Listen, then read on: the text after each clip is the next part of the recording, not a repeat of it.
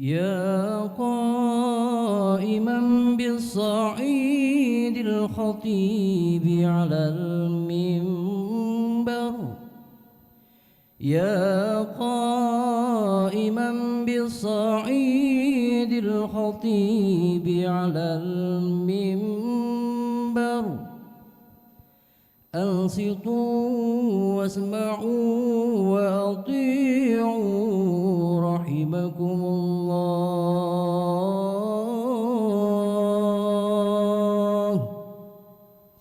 أنصتوا واسمعوا وأطيعوا رحمكم الله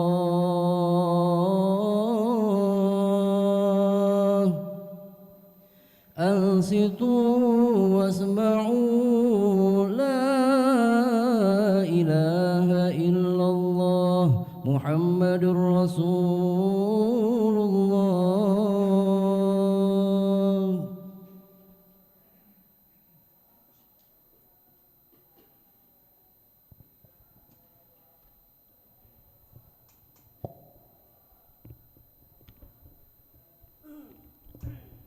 Assalamualaikum warahmatullahi wabarakatuh.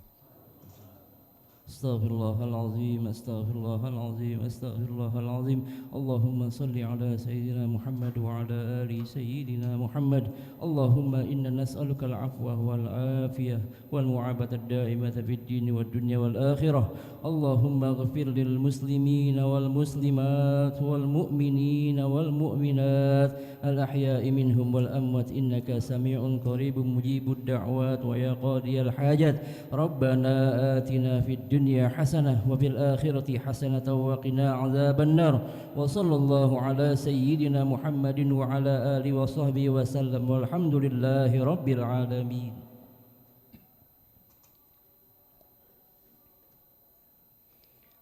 Allahu Akbar, Allahu Akbar, Allahu Akbar. Allahu Akbar, Allahu Akbar, Allahu Akbar, Allahu Akbar. Allahu Akbar, Allahu Akbar walillahil hamd. Allahu Akbar kabira walhamdulillahi katsira wa subhanallahi bukratan wa asila. La ilaha illallah sadaqa wa'dah wa nasara 'abdah wa 'azza jundah wa zamal ahzaba wahdah. La ilaha illallah wa la na'budu illa iyyahu mukhlisina lahu wa lau karihal kafirun. Alhamdulillahilladzi ja'ala yaumal adha 'idan wa mawsi'an lil khairati wat ta'at wa takfiri dhunubi war rafa'at.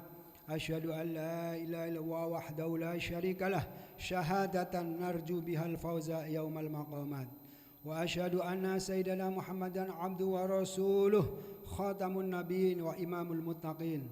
Allahumma shalli wa sallim wa barik ala sayyidina Muhammad wa ala alihi wa ashabihi wa man tabi'ahum bi ihsan ila yaumiddin. Amma ba'du fa ya ibadallah inni usikum wa iyya awalan bi taqwallah al-qail fil Qur'anil azim ya abatif al ma tu'maru satajiduni insyaallah minas shalihin. Ma'asyiral muslimin jamaah salat Id rahimakumullah.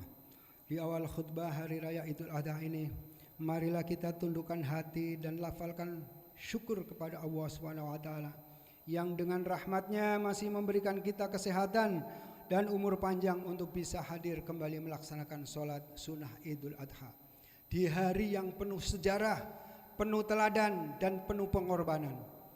Sholawat dan salam mari kita haturkan kepada junjungan kita Nabi besar Muhammad sallallahu alaihi wasallam beserta keluarga, sahabat dan umatnya. Semoga kita dikumpulkan bersamanya di akhirat dalam surga yang penuh rahmat, nikmat. Amin ya rabbal alamin.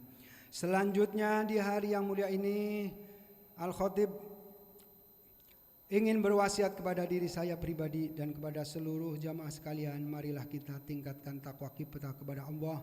Takwa yang tumbuh dari hati, jiwa dan amal soleh yang ikhlas. Takwa sebagaimana dicontohkan oleh Nabi Ibrahim yang siap meninggalkan apapun demi menjalankan perintah Tuhannya. Hingga apa yang ia lakukan tidak hanya menjadi sekedar cerita saat ini tapi menjadi panggilan untuk ditanamkan dalam laku hidup semua. Ma'asyiral muslimin rahimakumullah. Hari raya Idul Adha tidak sekedar hari raya biasa. Ia merupakan peringatan tentang kesabaran paling tinggi ketika taat pada perintah Allah. Harus rela mengorbankan anaknya sendiri. Dalam kisahnya, tepat pada hari raya ini, Allah memerintahkan Nabi Ibrahim untuk menyembelih Nabi Ismail. Disembelih oleh tangannya sendiri, di hadapan matanya sendiri, dan dengan kesadaran penuh sebagai bentuk patuh pada Allah Subhanahu wa ta'ala.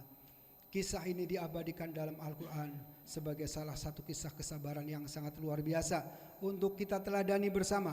Allah berfirman, falamma balagha ma'u sa'ya qala ya bunayya inni ara fil manami anni azbahuka fanzur madza tara qala ya abatif al ma tu'maru satajiduni insyaallah minas sabirin. Hadirin sidang Jumat yang berbahagia, khotib ingin mencoba untuk meresapi makna pengorbanan Nabi Ibrahim dalam menyembelih Nabi Ismail. Maka khotib ingin menyampaikan kisah secara kronologis tentang peristiwa tersebut yang khotib ambil dari kitab Durratun Nasihin karangan Syekh Utsman bin Ahmad bin Hasan bin Ahmad Asy-Syakiri Al-Kubawi yang wafat pada tahun 1241. Konon sebab penyembelihan Nabi Ibrahim alaihissalam atas Nabi Ismail itu adalah bahwa suatu saat Nabi Ibrahim pernah berkorban ribuan binatang dari kambing, lembu, dan unta di jalan Allah. Sekali lagi, di jalan Allah. Maka orang-orang masyarakat pada saat itu dan termasuk para malaikat yang menyaksikan hal itu merasa kagum kepada beliau. Dan tanpa sadar beliau Nabi Ibrahim berkata, semua yang telah dikorbankan itu tidak berarti apa-apa bagiku. Demi Allah, seandainya aku mempunyai anak dan aku diperintah untuk mengorbankannya, maka aku akan menyembelihnya di jalan Allah dan aku akan kurbankan kepada Allah Subhanahu wa taala. Hadirin sidang Jumat, sidang Id yang berbahagia. Ketika Nabi Ibrahim selesai mengucapkan perkataan tadi, maka berlalulah waktu sekian lama sehingga beliau tidak ingat lagi pada ucapan yang telah dikeluarkannya itu. Lalu tatkala beliau datang ke negeri yang disucikan, yaitu Baitul Maqdis, beliau memohon kepada Allah agar dikaruniai anak. Maka Allah memperkenankan doanya dan Allah menyampaikan kabar gembira kepadanya mengenai anak itu. Kemudian anak itu pun dilahirkan oleh ibunya. Dalam surat tadi Allah menyampaikan, falamma balagha ma'ahu sa'ya, maka tatkala anak itu mencapai kesanggupan berusaha bersama, yakni tatkala anak itu dapat berjalan bersamanya, yaitu ketika telah berusia 7 tahun dan ada yang mengatakan 13 tahun. Maka Ibnu Abbas radhiyallahu an berkata, pada suatu ketika pada malam 8 Dzulhijjah Nabi Ibrahim tertidur. Dalam tidurnya beliau bermimpi ada seseorang berkata kepadanya, hai Ibrahim, tunaikanlah nazarmu. Sekali lagi, hai Ibrahim, tunaikanlah nazarmu. Paginya Nabi Ibrahim mulai merenungkan, yatarawwa, yakni memikirkan apakah mimpinya itu dari Allah atau dari setan. Oleh karena itu pada hari itu dinamakan hari Tarwiyah. Dan pada malam berikutnya tanggal 9 Dzulhijjah beliau bermimpi seperti yang kemarin malam. Dan pagi harinya dia baru yakin, dia baru tahu Arafah bahwa mimpinya itu berasal dari Allah. Oleh karena itu hari itu dinamakan hari Arafah. Kemudian pada hari berikutnya malam tanggal 10 Dzulhijjah beliau bermimpi lagi seperti itu. Sehingga beliau paginya bertekad akan menyembelih, akan naharo anaknya. Dan oleh karena itu disebut Yaumun Nahri. Hadirin sidang Jumat yang berbahagia. Selanjutnya dalam kisah tersebut, ketika Nabi Ibrahim alaihissalam hendak membawa Ismail untuk disembelih, maka beliau berkata kepada Hajar ibunda Ismail, kenakanlah pakaian yang bagus pada Ismail karena aku hendak membawanya ke suatu jamuan. Maka Ismail pun diberi pakaian yang bagus oleh ibunya, diminyaki dan disisir rambut kepalanya. Sementara Nabi Ibrahim mempersiapkan tali dan pisau untuk dibawa bersamanya. Lalu beliau berdua pergi bersama anaknya ke tepi Mina. Hadirin sidang Jumat yang berbahagia, ada yang namanya iblis laknatullah.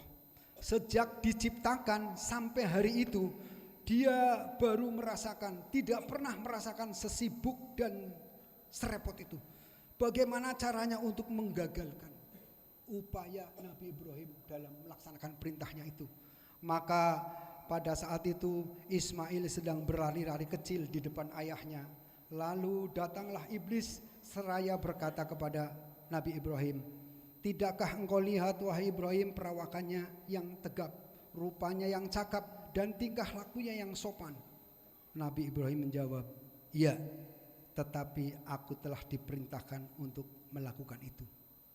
Ketika iblis sudah merasa putus asa terhadap Nabi Ibrahim, maka dia mendatangi Siti Hajar.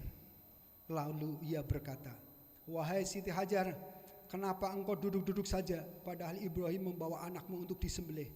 Wanita itu menjawab, "Jangan berdusta kepadaku. Pernahkah engkau melihat seorang ayah yang tega menyembelih anaknya?" Lalu iblis berkata, "Untuk itulah dia membawa tali dan pisau." Siti Hajar mengatakan lagi, "Buat apa dia menyembelih anaknya?" Iblis menjawab, "Dia menyangka bahwa dia diperintah Tuhannya untuk melakukan hal itu." Namun wanita itu menolak dengan tegas. Bahkan ia berkata, "Seorang nabi tidak akan diperintah melakukan kebatilan. Dan ingat, untuk melakukan perintah Allah, aku pun bersedia untuk mengorbankan nyawaku, apalagi anakku."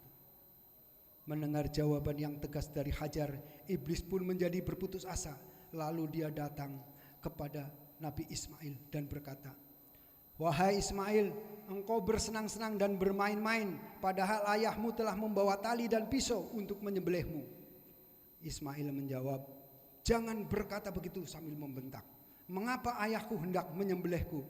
Iblis menerangkan, karena dia menyangka bahwa Tuhannya memerintahkannya untuk melakukan hal itu.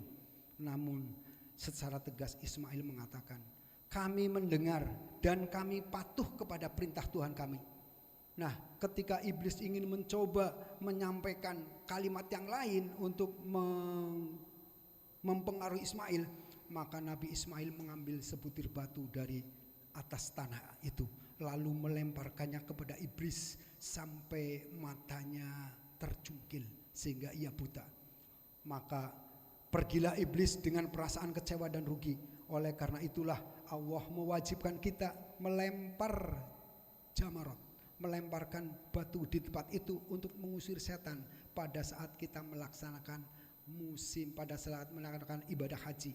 Dan melempar jamarot itu adalah wajib haji yang apabila ditinggalkan maka ia harus diganti dengan dam. Setelah keduanya tiba di Mina, maka Ibrahim alaihissalam berkata kepada anaknya, "Ya bunayya, inni ara fil manami anni azbahuka fanzur ma taro." Wahai anakku, sesungguhnya aku melihat dalam mimpi bahwa aku menyembelihmu, maka pikirkanlah apa pendapatmu. Maksudnya, jelaskan padaku bagaimana pendapatmu. Apakah engkau akan sabar menghadapi perintah itu, atau engkau akan meminta maaf saja sebelum perintah itu dilaksanakan? Ini adalah ujian Ibrahim terhadap anaknya. Apakah dia memang anak yang menuruti perintahnya, atau sikap mendengar, atau patuh atau tidak? Maka Nabi Ismail menjawab, "Ya abati, ya abatif al matu maru satajiduni insyaallahu minas sabirin." Wahai ayahku, kerjakanlah apa yang telah diperintahkan kepadamu. Insyaallah ayah akan mendapati saya termasuk orang-orang yang sabar atas penyembelihan yang diperintahkan kepadaku. Nah, ketika Ibrahim mendengar jawaban itu, maka tahulah beliau bahwa Allah telah mengabulkan doanya ketika minta anak yaitu mohon kepada Allah, ya Rabbi habli minas sholihin, surat As-Saffat 105. Ya Tuhanku, anugerahkanlah kepadaku seorang anak yang termasuk anak-anak yang soleh. Maka beliau pun banyak memuji kepada Allah. Ma'asyiral muslimin rahimakumullah. Ketika Nabi Ibrahim telah meletakkan pisaunya pada leher anaknya, lalu menggoroknya dengan keras dan kuat, tetapi beliau tidak dapat memotongnya. Maka melihat hal itu Nabi Ismail berkata, wahai ayahku, kekuatanmu menjadi lemah gara-gara terlalu cintamu kepadaku, sehingga ayah tidak mampu menyembelihkannya. Bahkan di dalam kitab, di dalam keterangan yang lebih lanjut, Nabi Ismail minta, udah saya ditengkurupin saja supaya ayah tidak melihat bapak, melihat mata saya. Kalau perlu tangan saya diikat supaya saya tidak bergejolak, nanti ayah malah takut. Lantas Nabi Ibrahim karena penasaran apakah pisaunya itu tajam atau tidak, maka dia menghantamkan pisaunya ke batu yang ada di sampingnya. Maka batu itu pun terbelah menjadi dua. Sehingga tanpa sadar Ibrahim berkata kepada pisau, hai pisau, engkau mampu memotong batu, namun tidak mampu memotong daging. Tiba-tiba atas kekuasaan Allah, pisau itu menjawab, hai Ibrahim, engkau berkata potonglah, sedangkan Tuhan semesta alam berfirman jangan potong. Maka bagaimanakah aku dapat memenuhi perintahmu sementara aku durhaka kepadamu? Ini terjadi sama seperti terjadi waktu Nabi Ibrahim dibakar oleh Raja Namrud. Allah berfirman kepada api, ya naru kuni bardan wasalaman ala Ibrahim. Hai api, jadikanlah kamu menjadi dinginkan Ibrahim dan selamatkanlah dia, wahai api. Nah, pada saat itulah setelah prosesi penyembelihan yang gagal, datang seruan dari Allah bahwa semua itu hanyalah ujian keimanan dan tidak benar-benar akan mengambil nyawa anak. Kemudian Allah mengganti Ismail dengan seekor hewan sembelihan yang agung yang diambil dari surga yang dibawa oleh malaikat Jibril. Allah berfirman, qad sadaqta ru'ya inna kadzalika nadzil muhsinin inna hadza lawal bala'ul mubin wa fadainahu bidzibin alim. Sungguh engkau telah membenarkan mimpi itu ya Ibrahim. Sesungguhnya demikianlah kami memberi balasan kepada orang-orang yang berbuat kebaikan. Sesungguhnya ini benar-benar suatu ujian yang nyata. Kami menebusnya dengan seekor hewan sembelihan yang besar. As-Saffat ayat 105-107. Inilah ruh dari Idul Adha, yaitu tunduk, patuh dan menerima apa yang Allah tetapkan. Bagaimana yang tercermin dalam diri Nabi Ibrahim, serta ikhlas dan sabar bagaimana tercermin dalam pribadi Ismail. Tidak hanya semata menyembah, tapi melepas rasa kepemilikan yang berlebihan. Barakallahu li wa lakum fil Qur'anil azim wa nafa'ani wa iyyakum bima dzikra wal hakim wa taqabbala minni wa minkum tilawatahu innahu was-sami'ul alim. Aqulu qawli hadza wa astaghfirullaha li wa lakum walil muslimina wal muslimat fastaghfiruhu innahu wal ghafurur rahim.